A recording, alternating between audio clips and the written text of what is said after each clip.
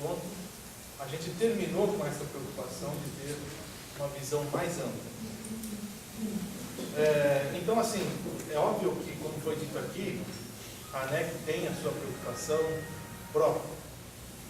Como o irmão Fábio mostrou a preocupação, vamos dar continuidade, nós vamos, óbvio, claro que vamos. Só que, como foi dito pelo Adriano, mesmo a ANEC se sentiu na necessidade de ter esse olhar mais amplo, né?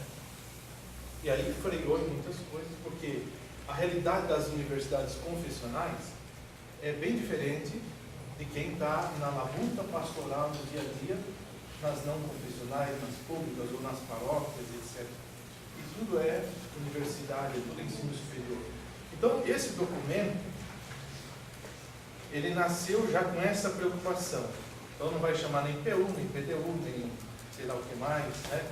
Mas ação evangelizadora, que a gente compreendeu lá, que era o guarda-chuva mais amplo, ação evangelizadora, né?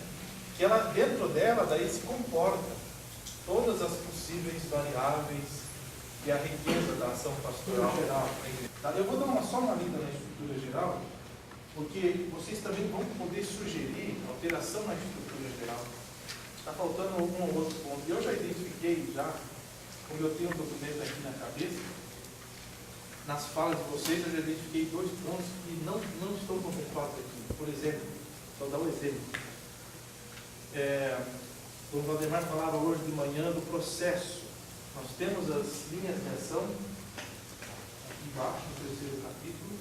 Nós temos alguns princípios metodológicos, porém nós não temos uma orientação mais clara do processo, no qual a gente pode conviver muito bem, e aliás é necessário que haja espaço para o anúncio explícito do Evangelho, mas também aquilo que ele chamou de velado, ou seria para a tradução dos valores do Evangelho na cultura, né?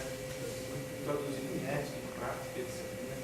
Então, há como conviver, aliás, deve-se conviver com isso, e para nós pastoralistas, a primazia da nossa vivência é a dimensão da vivência dos sacramentos, da celebração da Eucaristia, etc, etc. Ele também deveria, talvez, ter um outro tópico que falasse dos pastoralistas, de cuidado que nós temos que ter conosco mesmo, a nossa própria vivência de fé, para depois poder anunciar. Só estou dizendo que então vocês podem também sugerir na estrutura um outro capítulo, ou suprir um ponto, acrescenta outro, e vocês vão poder ter essa facilidade.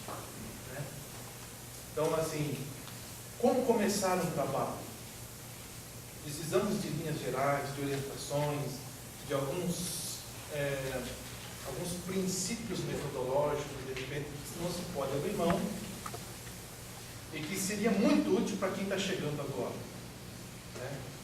Então, assim, a ideia que perpassou um pouco aquele encontro foi essa. Se a gente se fecha, óbvio que a gente vai continuar crescendo internamente, mesmo enquanto grupo aqui. Porém, a ação evangelizadora nas universidades poderiam ser multiplicadas extremamente se outras iniciativas fossem incorporadas, outras pessoas quisessem entrar. E aí, a grande interrogação que surgiu? É um mundo tão complexo esse das universidades, que a pastoral nas universidades também acaba sendo complexa, e aí ninguém mais consegue entrar. Eu não vou entrar nesse mundo confuso, não. Né? Eu não sei, nossa, parece que eu tenho que fazer um itinerário muito longo para um dia ser pastoralista dentro da universidade. Vocês sentiram isso? Vocês acho que trouxeram isso muito? Então, como começar?